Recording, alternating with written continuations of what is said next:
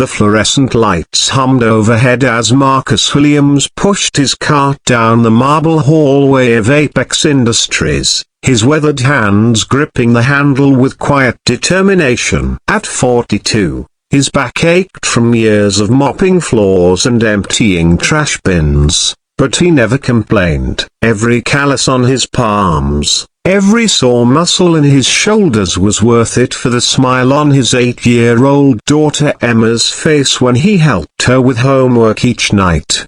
The photograph tucked in his shirt pocket to Emma missing her 2 front teeth, grinning at her school's science fair reminded him why he worked double shifts, why he swallowed his pride when executives looked through him like he was invisible, why he cleaned up after people who earned in a day what he made in a year. "Daddy, when I grow up, I want to invent something that helps people," Emma had whispered the night before, her small hand in his as they walked past the expensive cars in the company parking lot. Marcus had squeezed her fingers gently, knowing that his janitorial salary barely covered rent and her medical bills from the asthma attacks that sent them to the emergency room far too often.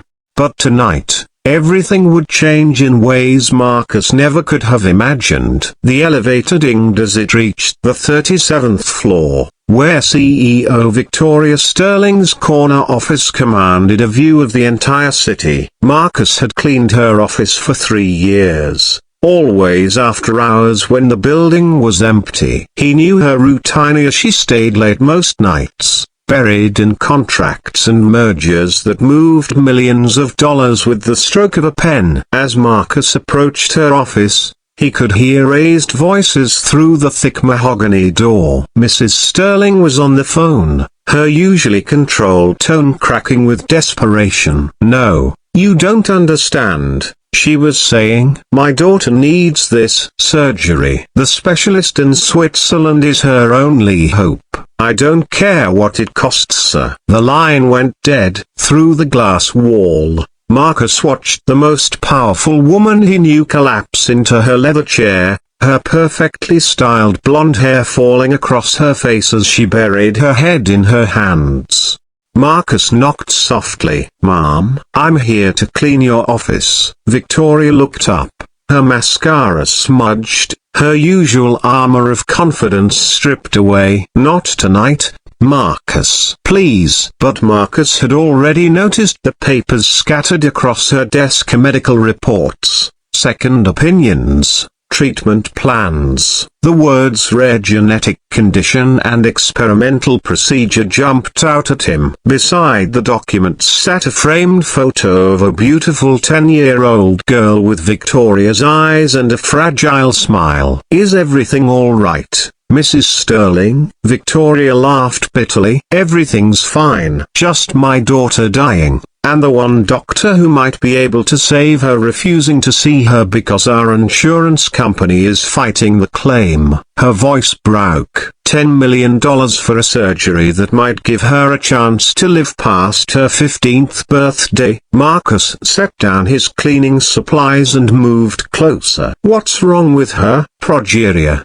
Victoria whispered. "Rapid aging syndrome. She's 10 years old with the body of an elderly person. Every day, I watch her get weaker while I sit in boardrooms moving money around like it's a game." She looked up at Marcus with eyes full of pain. "You must think I'm pathetic, crying to the janitor about my problems." "No, Mom, I think you're a mother who loves her daughter." Something in Marcus's gentle tone made Victoria continue. "Dr. Hoffman in Geneva has developed a gene therapy that could slow the progression, maybe even reverse some of the damage. But he only takes cases he believes in, and apparently, the daughter of an American CEO doesn't qualify for his compassion." Marcus was quiet for a long moment, processing what he'd heard. Then he pulled out his phone and scrolled through his contacts until he found the name he was looking for. "May I use your computer?" Mrs. Sterling. Victoria stared at him in confusion but gestured toward her desk. Marcus sat down and began typing an email with the careful precision of someone who'd composed many important messages despite his humble circumstances. "What are you doing?" "Writing to Dr. Hoffman," Marcus replied, his fingers moving across the keyboard. "I worked with him 15 years ago when I was in the Army Medical Corps, before Emma was born, before my wife got sick, before." He trailed off, focusing on the screen. "Klaus always said he became a doctor to help children who had no other hope." Victoria moved behind him, reading over his shoulder as Marcus crafted a message in fluent German, explaining the situation with a warmth and humanity that no amount of money could buy. He wrote about a mother's love, about a little girl who deserved a chance to grow up, about how hope sometimes came from the most unexpected places.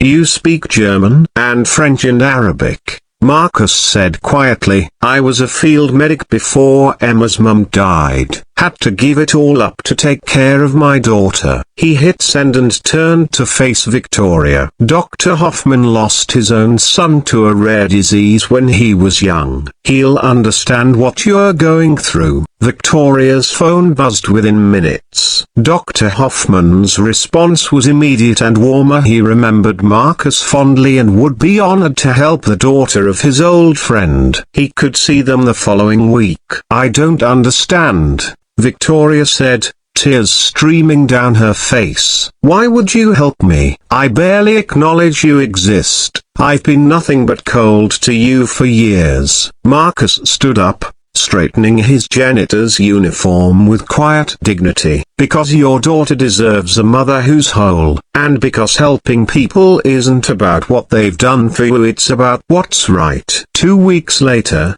Marcus was mopping the same hallway when Victoria approached him, but this time she wasn't alone. A young girl with bright eyes and a smile that could light up the world held her mother's hand. "Marcus," Victoria said, her voice thick with emotion, "I'd like you to meet my daughter, Sophie." "Sophie, this is the man who saved your life." Sophie let go of her mother's hand and hugged Marcus around the waist. "Mummy says you're a hero." "No, sweetheart," Marcus said, kneeling down to her level. "Your mommy's the hero. She never gave up on you." Victoria placed a hand on Marcus's shoulder. "The treatment is working. Dr. Hoffman says with continued therapy, Sophie could live a normal lifespan." She paused, wiping away tears. "I've been thinking a lot about what really matters. About the kind of company I want to run, the kind of person I want to be." She handed Marcus an envelope. "I'm promoting you to head of our new community outreach division. Your job will be to find ways for Apex Industries to help people who need it most. The salary is..." She named a figure that made Marcus's knees weak. "Mrs. Sterling, I can't accept this." "Yes, you can. And you will.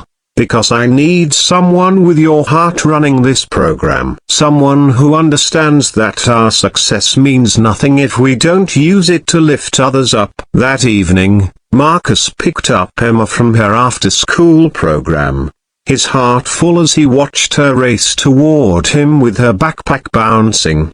"Daddy, guess what? I got an A on my science project." "That's wonderful, sweetheart." He scooped her up in his arms, no longer worried about their rent payment or the medical bills or whether she'd have everything she needed. "I wrote about heroes," Emma said, wrapping her arms around his neck. "About how the best heroes are the ones who help people even when nobody's watching." Marcus held his daughter close, thinking about Victoria and Sophie, about second chances and the unexpected ways life could change in a single moment of kindness.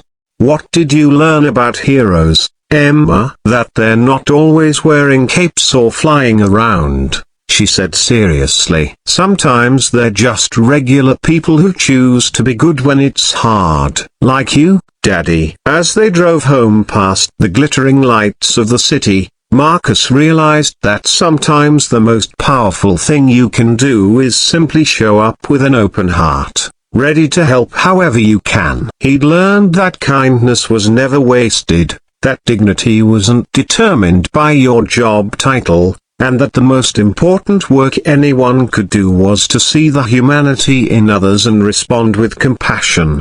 In his wallet, next to Emma's photo, he now carried a picture Victoria had given him of Sophie laughing on a swing set, healthy and strong and full of help for the future. 2 fathers, 2 daughters, 2 families forever connected by a moment when one person chose to care about another's pain and do something about it.